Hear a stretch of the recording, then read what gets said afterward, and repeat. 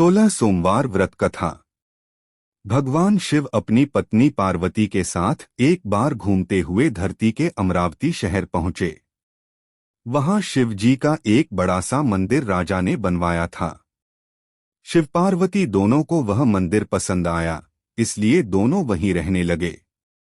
कुछ दिनों बाद मां पार्वती ने भोलेनाथ से कहा, प्रभु, मुझे चौसर खेलने की इच्छा है। भगवान ने सारा इंतजाम किया और दोनों आराम से चौसर खेलने लगे। तभी वहां मंदिर के पुजारी आ गए। पुजारी को आता देख मां पार्वती ने पूछा, आप बताइए, हम दोनों में से कौन यह खेल जीतेगा? जवाब में उन्होंने कहा, महादेव ही जीतेंगे। जैसे ही चौसर का खेल खत्म होने लगा तो पार्वती मां जीत गईं। माता पार्वती ने पुजारी की बात गलत साबित होने पर उन्हें झूठ बोलने की सजा के रूप में श्राप देकर कोढ़ी बना दिया। फिर पार्वती शिवजी के साथ कैलाश लौट गईं। अब लोग उस कोढ़ी पुजारी से दूर भागने लगे। राजा ने भी उसे मंदिर के कार्य से मुक्त करके किसी दूसरे ब्राह्मण को मंदिर का पुजारी नियुक्त कर दिया। कोढ़ी पुजारी भी उसी मंदिर के बाहर बैठकर अपने लिए भिक्षा मांगने लगा। कुछ दिनों बाद उस मंदिर में स्वर्ग से अप्सराएं आईं। पुजारी को देखकर उन्होंने उसकी हालत का कारण पूछा। उसने मां पार्वती द्वारा मिले श्राप के बारे में उन्हें बता दिया। सारी बातें जानने के बाद अप्सराओं ने पुजारी को पूरे 16 सोमवार तक विधिवत व्रत रखने के लिए कहा। पुजारी को इस पूजा की विधि नहीं पता थी, तो उसने अप्सराओं से इसके बारे में पूछा। उन्होंने बताया कि हर सोमवार को सूर्योदय से पहले उठना होगा। फिर नहाकर साफ कपड़े पहनने के बाद गेहूं के आटे से 3 अंग बनाना।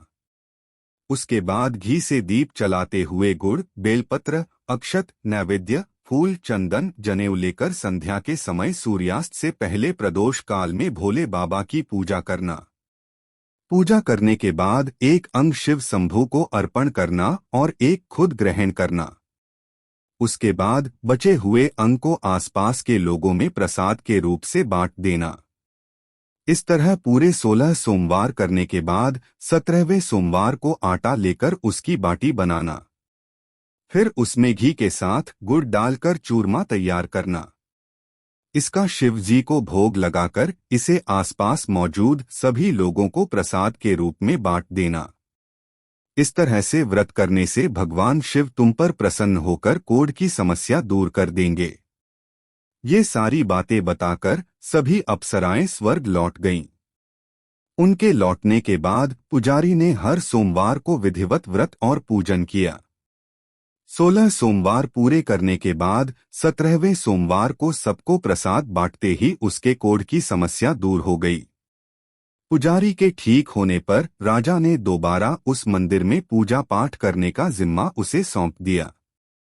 होते होते एक दिन दोबारा भोलेनाथ अपनी पत्नी पार्वती जी के साथ उसी मंदिर में पहुंचे। पार्वती जी ने जब देखा कि वो कोढ़ मुक्त हो गए हैं, जो उन्होंने पुजारी से पूछा कि ऐसा कैसे हुआ। जवाब में पंडित ने उन्हें 16 सोमवार व्रत करने की अपनी कथा के बारे में बताया। पुजारी की बात सुनकर मां पार्वती काफी खुश हुईं। उन्होंने भी 16 सोमवार व्रत रखने की ठान ली। इसके लिए मां पार्वती ने पुजारी से पूरी विधि जानी और अपने नाराज बेटे कार्तिकेय को वापस पाने के लिए नियम से व्रत करने लगीं।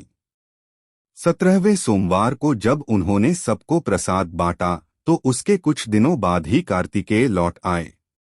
उन्होंने मां पार्वती के पास पहुंचकर पूछा, माता, अचानक कुछ हुआ कि मेरा सारा गुस्सा ही खत्म हो गया। क्या आपने कोई उपाय किया था? जवाब में पार्वती जी ने 16 सोमवार के व्रत की कथा सुनाई। यह सुनकर कार्तिकेय को भी 16 सोमवार का व्रत करने का मन हुआ, क्योंकि वो अपने मित्र ब्रह्मदत्त के दूर जाने से दुखी थे। माता पार्वती से 16 सोमवार व्रत की विधि जानकर उन्होंने परदेस गए अपने दोस्त ब्रह्मदत्त की वापसी की मनोकामना के साथ व्रत शुरू किया। पूरे 16 सोमवार व्रत करने और उसके विधि विधान से समापन करने के कुछ ही दिन बाद कार्तिकेय का दोस्त लौट आया। वापस आने के बाद ब्रह्मदत्त ने कार्तिकेय से पूछा, आखिर ऐसा क्या किया तुमने कि मेरा मन बदल गया? मैं बिल्कुल भी वापस आना नहीं चाहता था, लेकिन एकदम तुम्हारा ख्याल आया और मैं लौट आया। कार्तिकेय ने भी अपने दोस्त ब्रह्मादत्त को 16 सोमवार व्रत की महिमा के बारे में बताया। इसके बारे में जानने के बाद ब्रह्मादत्त ने भी व्रत रखना शुरू कर दिया। व्रत खत्म होते ही वह अपने दोस्त कार्तिकेय से विदा लेकर यात्रा पर निकल गया। दूसरे नगर पहुंचते ही ब्रह्मादत्त को पता चला कि राजा हर्षवर्धन ने अपनी बेटी गुंजन के विवाह के लिए स्वयंवर रखा है। राजा की प्रतिज्ञा है कि उनकी हथिनी जिस भी लड़के के गले में माला डालेगी वही उसकी बेटी से विवाह करेगा। उत्सुक होकर ब्राह्मण भी महल पहुंच गए। वहां कई सारे राजकुमार थे। उसी वक्त हथिनी ने अपने सूंड में माला उठाई और ब्रह्मादत्त के गले में डाल दी। राजा ने अपनी प्रतिज्ञा को पूरा करने के लिए ब्राह्मण ब्रह्मादित्य से अपनी बेटी का विवाह करवा दिया। शादी के बाद ब्राह्मण से उसकी पत्नी ने पूछा, आखिर आपने ऐसा कौन सा अच्छा कार्य किया था कि हथिनी ने सबको छोड़कर आपको मेरे लिए चुना? ब्रह्मादत्त ने उसे 16 सोमवार व्रत के बारे में बताया। राजकुमारी ने यह सब जानने के बाद अपने पति से विधि पूछकर व्रत करना शुरू कर दिया। व्रत के समापन के बाद उसे एक सुंदर सा बेटा हुआ, जिसका नाम गोपाल रखा गया। गोपाल जब बड़ा हुआ तो उसने अपनी माँ से पूछा, आखिर मैं आपके ही घर पैदा क्यों हुआ? कौन सा शुभ कर्म आपने किया था? गोपाल को उसकी माँ गुंजन ने 16 सोमवार व्रत कथा सुनाई। गोपाल ने भी शिव भगवान की महिमा जानने के बाद बड़े से राज्य को पाने की चाह में 16 सोमवार व्रत रखना शुरू कर दिया। व्रत पूरा होते ही एक दिन पास के ही राजा को गोपाल पसंद आ गया। उन्होंने अपनी बेटी मंगला से उसकी शादी करवा दी। कुछ ही दिनों बाद उस राजा का देहांत हो गया। अब गोपाल ही पूरा राज्य संभालने लगा। गोपाल ने भगवान शिव को धन्यवाद कहते हुए दोबारा 16 सोमवार का व्रत रखा। इसके समापन के दिन उसने अपनी पत्नी से सभी सामग्री पास के शिव मंदिर तक पहुंचने के लिए कहा।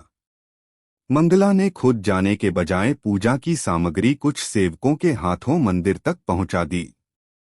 उसी दौरान आकाशवाणी हुई, राजन, तुम्हारी पत्नी ने 16 सोमवार व्रत का आदर सम्मान नहीं किया।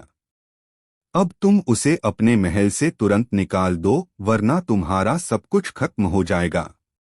गोपाल ने अपनी पत्नी को अपना आदेश न मानने और भगवान शिव के अनादर के लिए महल से निकाल दिया। अब वह भूखी प्यासी दर दर भटकने लगी। उसे जो भी सहारा देता उसका सब कुछ चौपट हो जाता था। एक दिन उसने एक बुढ़िया की सूत की गठरी को छुआ तो सारा सूत हवा में उड़ गया। फिर उसे एक तेनाली ने रहने के लिए घर दिया तो उसके सारे तेल के मटके खुद ब खुद टूटने लगे। ऐसी मनहूसियत को देखते हुए हर किसी ने उसे अपने यहाँ से निकाल दिया। अब उसकी कोई मदद नहीं करता था। प्यास के मारे जब वो किसी नदी के पास पानी पीने के लिए पहुंचती तो वो नदी सूख जाती। फिर एक दिन वह जंगल में पेड़ के नीचे छांव पाने के लिए बैठी। उसी वक्त वह पेड़ सूख गया। देखते ही देखते सारे हरे भरे पेड़ सूखने लगे।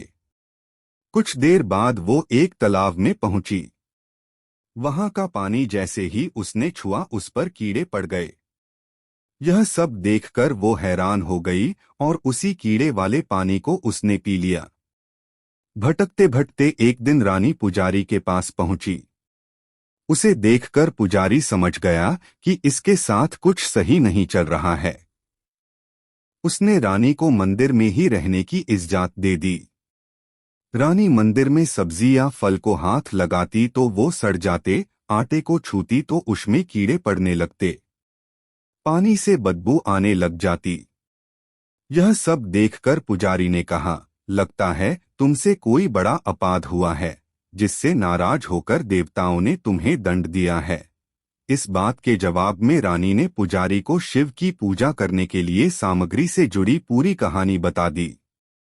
यह बात जानने के बाद पुजारी बोले, तुम कल से ही 16 सोमवार का व्रत करना शुरू करो।